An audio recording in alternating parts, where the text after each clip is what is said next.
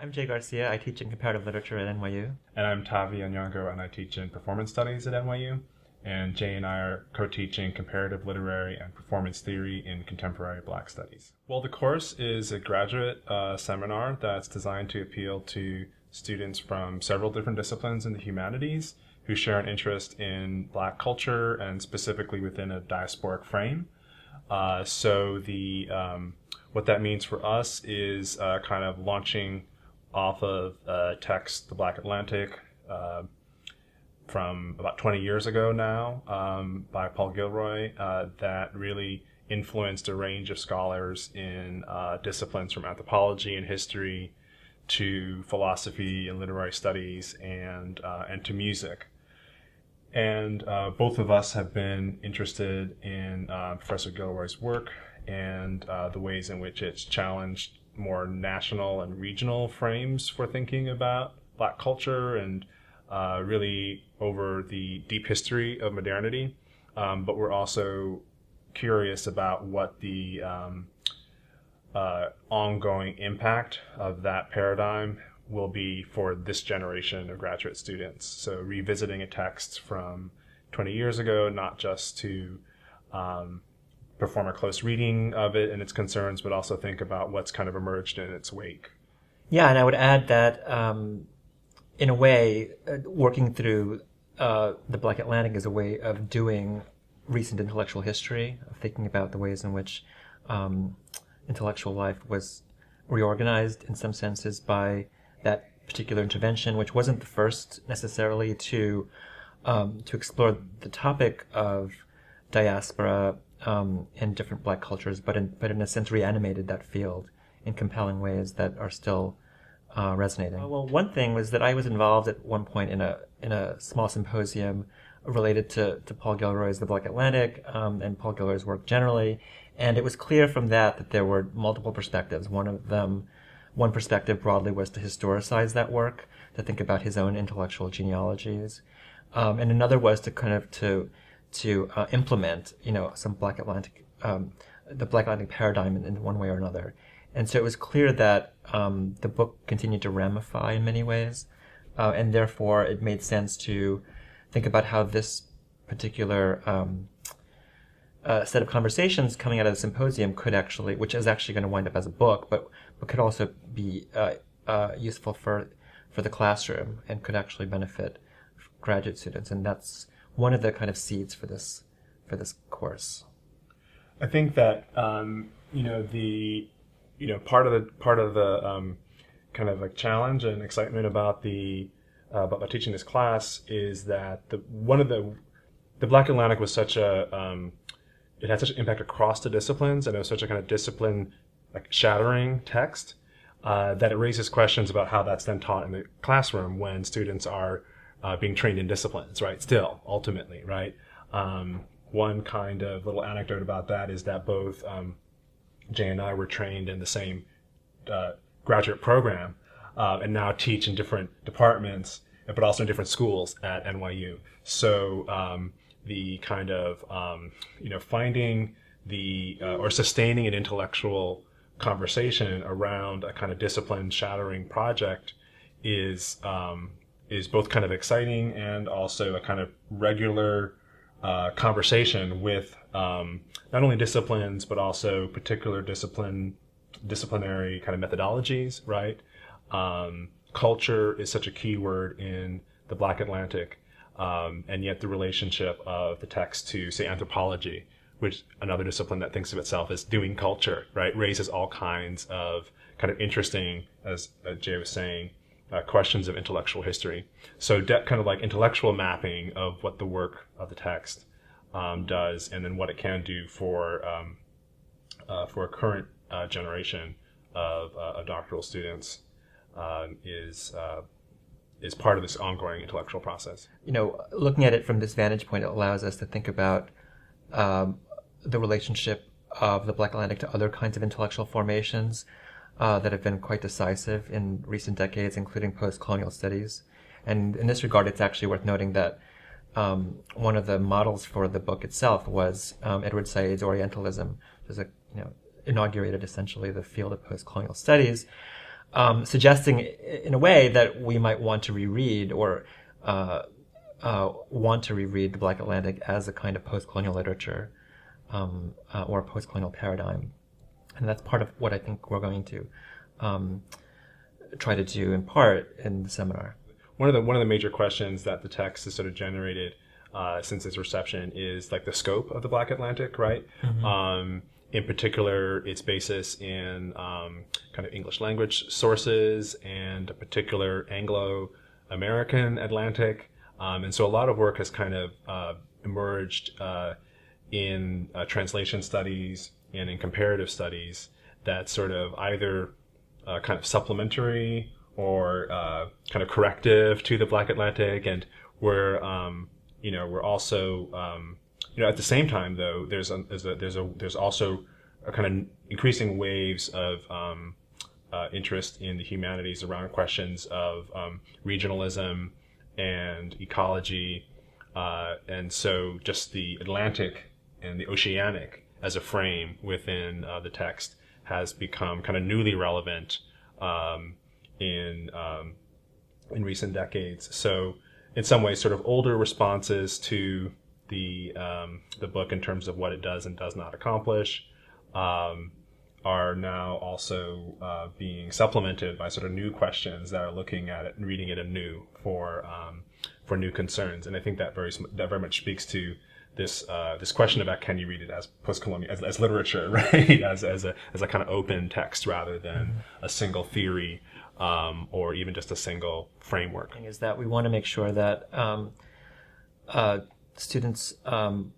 avail themselves of all the opportunities to explore archival collections in New York, and so one of the challenges will be to both invite but also to be sure that students are aware of the variety of resources there are in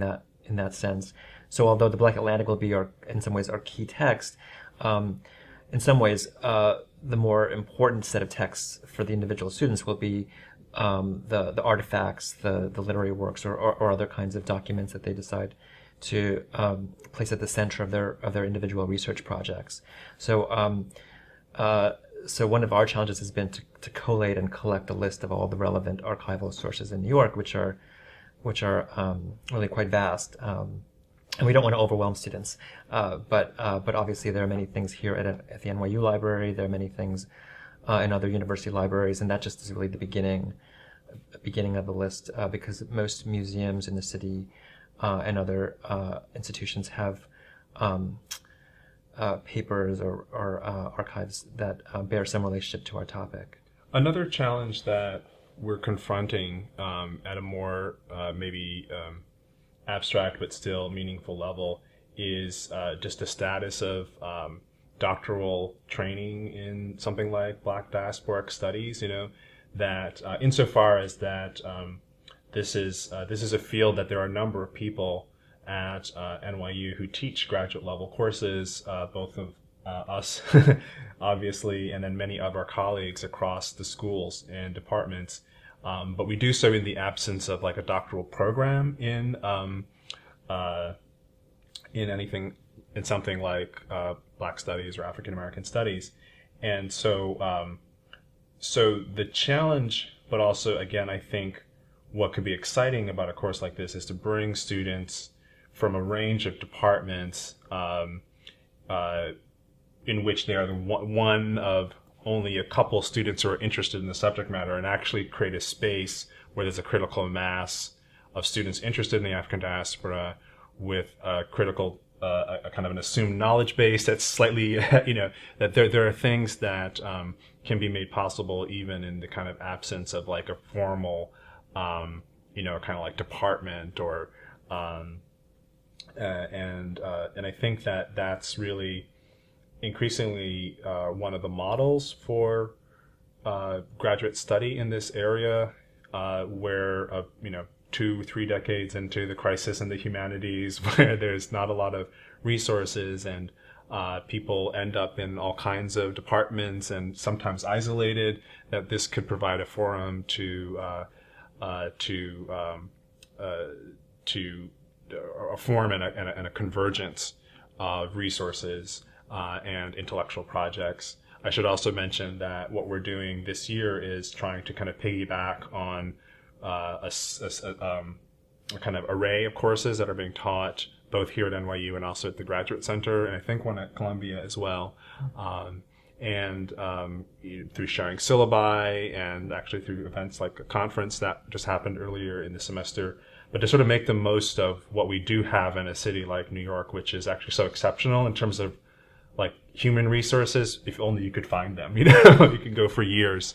at NYU without like meeting your colleagues, right? So really trying to use the Humanities Initiative as a space of convergence for people interested in this work. So I think one of the surprises is actually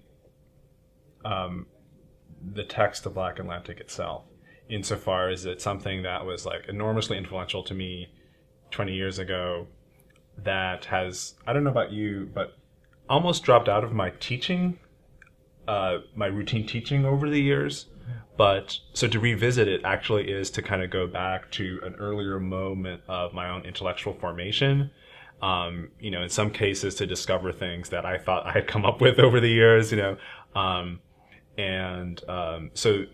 So actually just the surprise of sort of going back to the moment of the early 90s. And then, one of the things that has been coming up a lot this year, just for instance, is the film 12 Years a Slave, which opened in the last week or so nationally by a Black British director, Steve McQueen. And every conversation about the Black Atlantic kind of is also a conversation, it very quickly brings up 12 Years a Slave, because there's similar projects in the sense of a diasporic, in this case, director taking a very American story or working on American materials and interpreting them in a kind of new way, right? Which is so much of what the Black Atlantic did with Richard Wright and Toni Morrison. And I mean, it really is an Americanist project conducted by someone from the UK. So the surprise is actually the need to kind of discover again a set of orientations and theoretical questions that I kind of had assimilated and kind of thought I had moved on from. We're seeing this as the first iteration of a seminar that we think will draw lots of students from different parts of NYU and possibly at times other schools too. A kind of hub for people who are doing varieties of work in and around Black studies, and who are seeking each other out in a sense, along the lines of what Tavia was saying earlier. In particular, I hope that more and more people will see this area of work as having a lot to do with comparative literature in general, and will sort of see we revisit the Black Atlantic and related work as ways to think about larger questions of comparison and comparative analysis, since I think it contributes to those broader questions. One aspect of the future is, like, while we're teaching the course, we're also planning to offer a seminar as part of the ACLA annual meeting, which will be in New York. That's an opportunity to bring scholars from around the country, but also for some of the seminar participants to either submit papers themselves or even just audit that seminar. And that's a way of actually integrating what's happening in the course to what the cutting edge is of the field. And so much of particularly the version of Black cultural studies that the course is interested in is informed by music and performance, and a particular way of reading music and performance. So even the literary studies, even the historical and anthropological studies are sort of very much invested in the embodied. And that's sort of the area that performance studies excels in, and one of the things that the students in who come out of my program really excel in. At the same time, the very thing that makes performance studies very embodied sometimes keeps it away from getting into the archive and thinking about modernity.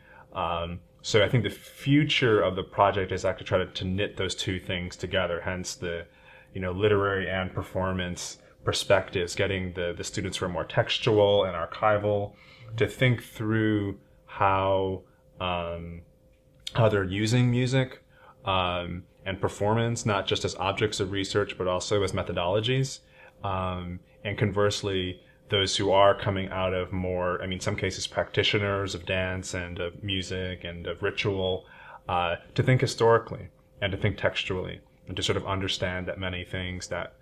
they're confronting as very current questions have been sort of thought through and grappled with for centuries, right? You know, and how to use that as a kind of resource. And ultimately, I hope that it will be multiple iterations of the project, and that it can evolve into something that would be of kind of ongoing importance for people as they move into dissertations and projects like that. The Black Atlantic as a kind of reading practice has gone in many directions, but in Gilroy's own work, it actually has led more and more to meditations on questions of the human and on histories of human rights and how we tell those histories. And to that extent, I think that offers itself a kind of way to reread the Black Atlantic as a work that might be brought back specifically to into the debates about the human and the post-human that circulate today. And that's another sort of challenge for us: how to make the text relevant to these very current questions. So one of the surprising things that Paul Gilroy himself has said about the book recently is that he considers it to be an open source project, in the sense that beyond specific debates that it generated around the status of keywords like modernity or diaspora or popular culture, it was also really meant to be something more like a toolkit, and that concerns that are not sort of new concerns should rightly be more incorporated into the framework of diaspora studies as it faces new challenges. And I think that that's very much the spirit of the class, not to teach the book or teach the Black Atlantic as like a framework that has to be replicated, so much as a set of then political urgencies that hopefully will resonate with different urgencies today and show people how you might go around creating the critical tools and building intellectual archives to answer those questions. So questions like the human, questions of war, things that were always present in the project of diaspora, but maybe are more central today or centered in different ways. I think we very much we're hoping that the seminar will allow us to tackle.